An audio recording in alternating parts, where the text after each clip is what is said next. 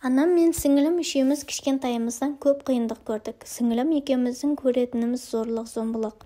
Анам мен әкемнің ұрысы, анамның қиналып жылағаны. Бізге мұның бәрі оңайға соққан жоқ. Түсінікті болу үшін дұрыстап басынан айтайын. Менің анам 16 жасында бір бизнесменге, қазіргі әкем тоқал болып тұрмысқа шығады. Анама бөлек үй жалдап беріп, әкем екі жақта жүреді. Әкемнің бірінші әйелінен де ұл қыздары бар. Әйелі тоқалы барын білмейтін көрінеді. Кейін сіңілім туылған соң ғана біз жайлы шындықты әкем оған өз аузымен айтып беріпті. Одан кейін барлық өзгерді. Сіңілім екеуміздің арамыз 1,5 жас. Екеумізде еш нәрсе білмейміз, тым кішкентаймыз. Әкем әйеліне айтқан соң ол үлкен жанжал шығарды. Соңында әкеме шарт қояды. Не мен, не ол деп. Естуімше әкемнің бүкіл байлығы да даңқы да бөрге домалап жатқан бизнесі де сол әйелдің жеке меншігінде. Байлыққа құмартқан әкем сол сөзден соң бізді емес сол әйелді таңдап кетті. Оған өкпем жоқ, бұрыннан отасқан жары. Бірақ анама әлі күнге реніші бар. Неге тоқал боп тидің, соңында осындай бірдеме болары сөзсіз ғой деп. Өз әйелін таңдаған соң әкем бізге мүлде жоламады. Баяғыдай қаржымен азық-түлік, киім-кешекпен қамтамасыз ететін ер жоқ. Сол себепті анам қатты қиналып қалды. Кейін нағашы әжем ұлы мен келініне қара шаңырақты беріп біздің жанымызға келді. Әжемнің зейнетақысымен ес жиғандай болдық. Әжем сіңілім екеумізге қарап, анам біраз уақыт жұмыс істеді. Біздің мектепке баратын уақытымызда жақындады. Анам байғұс біз үшін талмай еңбек етті. Күндіз-түні жұмыста болды. Біздің оқу құралымыз бен формамызды әперді. Қатарынан қалмасын деп барынша тырысты. Анам жұмыста. Ал әжем үйде шағын егін егетін. Біз оған көмек қылып, жанында тасы дегенін тасып, әкел дегенін әкеліп жүрдік. Шынына келгенде сіңілім екеуміз ортадан бөлекпіз. Жан жақтағы адамдар бізді келемеждеп күлетін. Әкесі тастап кеткен, біреуге тоқал болып тигеннің ақыры осындай болады. Жас жігіт құрып қалғандай 30-дағы еркекке тоқал болып мәз тапты ма? Дегенде сөздерді жиі еститін едік. Тіпті бізбен ешкім ойнамайтын. Бізге бөтен ғаламшардан келгендей тесіле қарап, артынша өсектеп кететін. Үлкені де, кішісі де тіпті мал құрлы көрмеді. Нағашы әжем де бұл оңайға соққан жоқ. Қызын ерекшеленіп ұзатып, аялы алақанға беремін деп ой жеткізген. Соңында бұлай боларын кім білсін. Анамнан туған ағасы да бас тартқан. Әжем байғұс ұрысып қанша айтса да нағашы ағам анам мен сөйлеспей қойды. Ортада қатты қиналып жүрген нағашы әжем. Ол кісіге Құдай қуат берсін. Бір күнінде әжеме ағам хабарласып үйге келуін өтінеді. Айтуынша жеңгем кесір тірлігімен босаныпты. Балаларға жеңгеме қарайтын адам керек екен. Ал өзі жұмыста. Әжемнің амалы жоқ. Біз оны қанша қимасақ та жібердік. Анам болса жылап қала берді. Әжем, әрине оларға бала қарау, тірлік істеу үшін керек. Әжем кеткен соң үй қаңырап бос қалғандай. Анам амал жоқ. Бізді жалғыз тастап жұмысқа кетті. Ақша табу керек, ішерге ас, киерге киім табу керек. Әкемнен алимент те өндіре алмайды. Тоқал болып тиген аты болмаса, әйелмен ажыраспаған. ЗАГСте жоқ. Мүмкін Алла тағаланың сынағы болар, бірақ мұнша сынаққа ілінерде өткен өмірімізде жамандық жасап қойдық па, деп қынжылатын кездер де болды. Не де болса бәрін уақыт емдер. Әжемнің егіп кеткен егістігінен қызана қияр алып, картоп сәбіздермен анамыз келерде жақсылап тамақ жасап қоятынбыз. Анам мәз болып, қыздарым өмір қалыпты ғой, ақылдыларым, деп мақтап отырады. Үйде жалғыз болған соң барлығына да үйреністік. Тірлікке де, тамаққа да пысық болдық. Әжемнің үйретіп кеткен мәзірлерін кезек-кезек жасап жүрдік. Мен момын әрі тым ашық едім. Барлығымен тез тіл табысып кететінмін. Бірақ кейбір қырсық мінездерім бар. Ал сіңілім болса тірлікке менен бетер пысық, өте кірпияз әрі қыңыры болды. Екеуміз мүлде бөлек адам болдық. Түріміз ұқсағанымен жанымыз бөлек адамбыз. Арада 6 айдай уақыт өтті. Барлығы жақсы болып келеді. Анам біраз ақша жинап, бұл жерден жақын арада көшіп жаңа өмір бастаймыз деді. Сіңілім екеуміз бұл жаңалыққа қатты қуандық. Басқа жерге барып, жаңа ортада, жаңа адамдармен танысып, жаңа өмір сүреміз. Бұл біз үшін үлкен бақыт болды. Арманымыздың күл талқаны шығарған кім білген? Анам түнгі ауысымға түсіп, үйде сіңілім екеуміз қалдық. Күндегідей өзімізге азын-аулақ кешкі ас жасап, тамақтанып алдық та ұйқыға жаттық. Түн ортасында есікті біреу қақты. Алдымен анам келген шығар деп атып тұрып есікке ұмтылдық. Бірақ есіктің арғы бетіндегі «ашыңдар» деген ер адамның дауысын естіп қорқып кеттік. Бір-бірімізге қарап жалтақтап тұрмыз. Әлгі адам есікті ұруын тоқтатар емес. Жарықтың жағулы тұрғанын көріп терезеден де тоқылдата бастады. Сіңілім жарықты өшіріп қойды. Тынышталғандай болды. Сіңілім екеуміз есіктің аузында отырмыз. Қалғып кетіп айқай-шудан шошып ояндым. Сіңілім ұйықтап жатыр екен. Таң атып күн шыққалы жатыр. Анамның келетін уақыты болған. Бірақ сыртта біреулер айқайлап басып жатыр. Терезеден жаймен деп қарағанымда анам біреумен ұрсысып тұр екен. Одан соң терезеге келіп «Қызым, есікті аша қойшы» деді. Қорыққаннан денем дірілдеп есікті әрең аштым. Сіңілім оянып кетіп «Неге ашасың?» дегені сол еді. Анам артынша әлгі кісі кіріп келді. Сөйтсек ол кісі біздің туған әкеміз екен. Міне осы күннен бастап біздің үйде тыныштық жоқ. Сіңіліміз екеуміздің есімізде әкеміздің бет бейнесі мүлдем қалмаған. Сондықтан оны әзер таныдық. Жанымызда бір аптада бір күн ғана жүрген адам қалай есімізде қалсын? Оны қуып шыққым келді, бірақ түріне қарап аяп кеттім. Ол өлердей мас болды. Кіріп ұйықтап жатқанда анам бізге болған жағдайдың барлығын айтып берді. Бұл ісі үшін анама да әкеме де өкпелеймін. Себебі олар өздерін ғана ойлады. Енді әкемнің не себепті қайтып келгенін сұраған едік. Ол тағы да басқа елдермен жүріп, әйелі оны дымын қалдырмай қуып шығыпты. Солай бизнесмен әкеміз бейшараға айналды. Әкем оянып тамақ сұрады. Амал жоқ, тамағын істеп бердік, киімдерін де жуып бердік. Кешкісін анаммен ұрсып сыртқа шығып кетті. Анам жылап отыр. Жанына барсақ біз де ештеңе айтар емес. Ертесіне таң ата үйге келді. Енді ішпейтін шығар деп ойлаған әкеміз анамның ақшасын тартып алып кетіпті. Соның барлығына ішіп, енді удай мас болып тағы да жатыр. Анамның неше күннен бері көңіл күйі жоқ. Бізге бірдеңе істеп қояр деп жұмысқа да бармады. Біздің де оқуға бармағанымызға неше күн болды. Қаншама күндер өтті. Бірде-бір күніміз тыныш өтпеді. Ұйқысыз, тамақсыз біз неше күн жүрміз. Әкемнің мүлдем бізде жұмысы жоқ. Келеді де анама тиісіп, ұрып тепкілеп жатады. Оған біз бір бұрышта қорқып тығылып отырамыз. Әкемді тоқтатуға шамамыз жетпейді. Себебі ол денеледі. Анамның жинап жүрген ақшасының бәрін араққа жұмсаған, әкемнің дымы қалмады. Ақыр соңында үйде тұрмайтын болды. Анам болса күніге көз жасын көл қылып жылап отырды. Сіңілім екеуміз не істерімізді білмедік. Осылай жүргенімізде уақыттың қалай өтіп жатқанын да байқамаппыз. Оқу жайында қалды. Анам жынды болуға айналды. Әкеміз үйдің бетін көрмегелі қай заман. Анам бір күні үйден шығып кетті. Кеш болып қалған. Сіңілім екеуміз оны уайымдап отырмыз. Кешкі 10, 11, 12 біраз уақыт өтті. Көз іле алмадық. Ақыры анам келмеді. Үйде тамақта жоқ. Көшеге шығуға қорқамыз. Не істеу керектігін білмеймін. Алдыдам не боларын Құдай білсін. Аштан осылай өліп кетер ме екенбіз.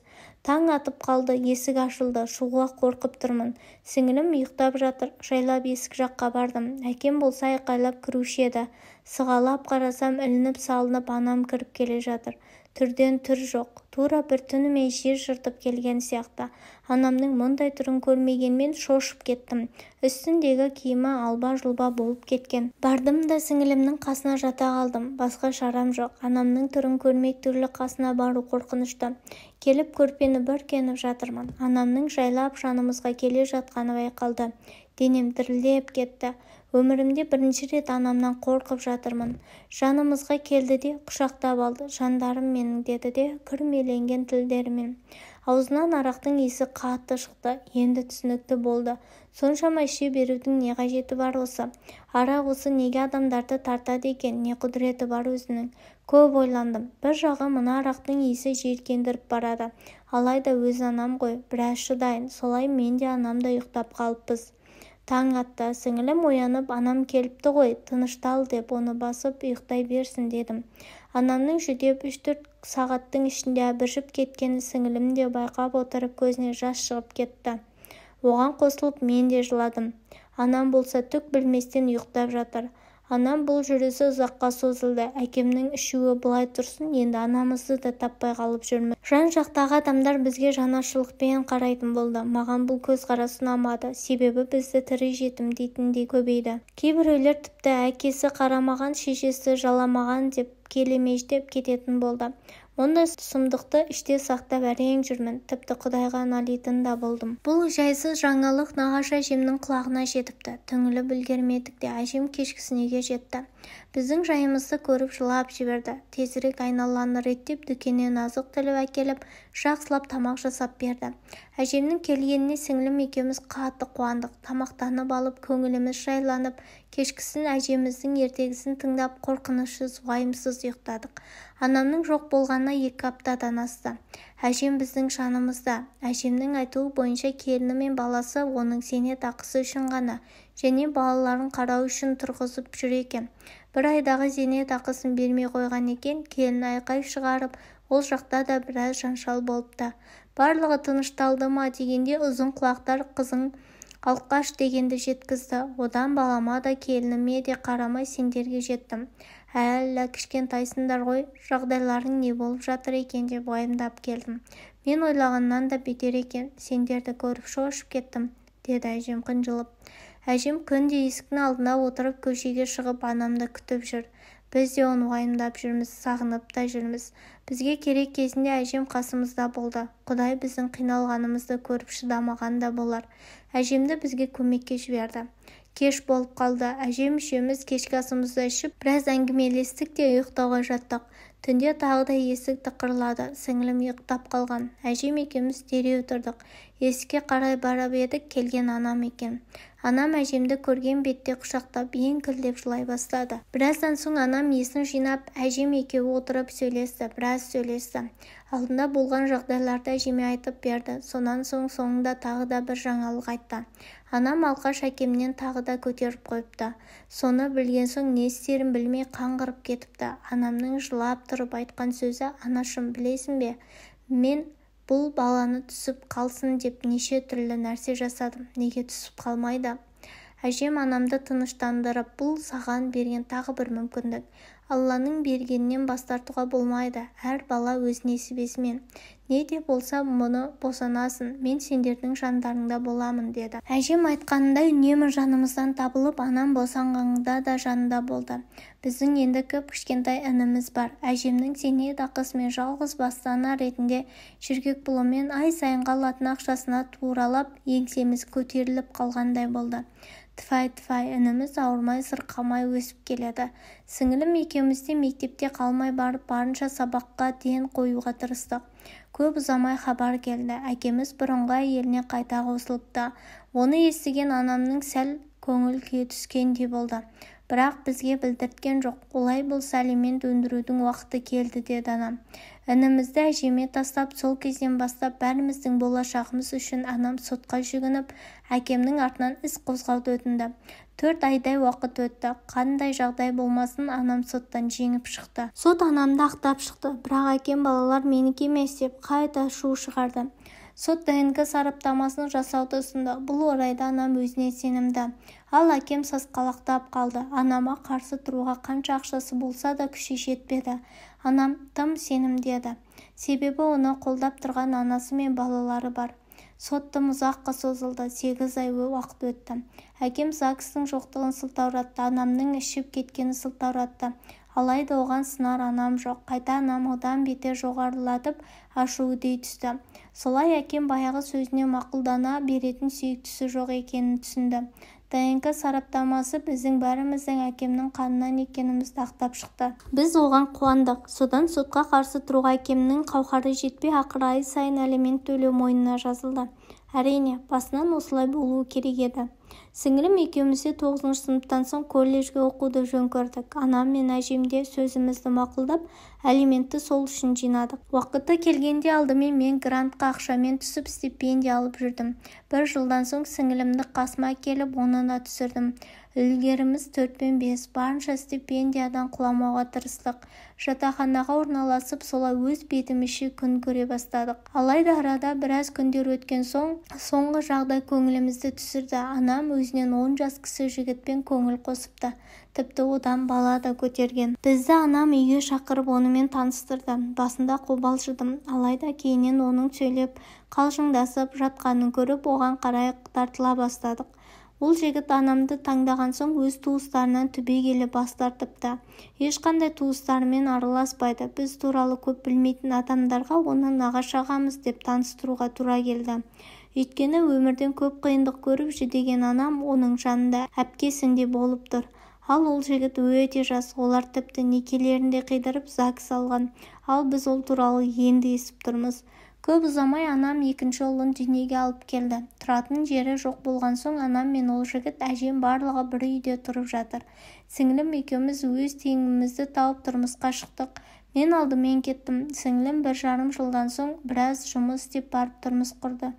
Екеумізді де келісімен алып қашты, себебі ұзатуға үйде жағдай жоқ. Мен алыс жаққа кеттім, ал сіңілім ауылға жақын маңда тұрады. Менің 2 ұлым, ал сіңілімнің 1 қыз, 1 ұлы бар. Анама тек қана бақыт тілеймін.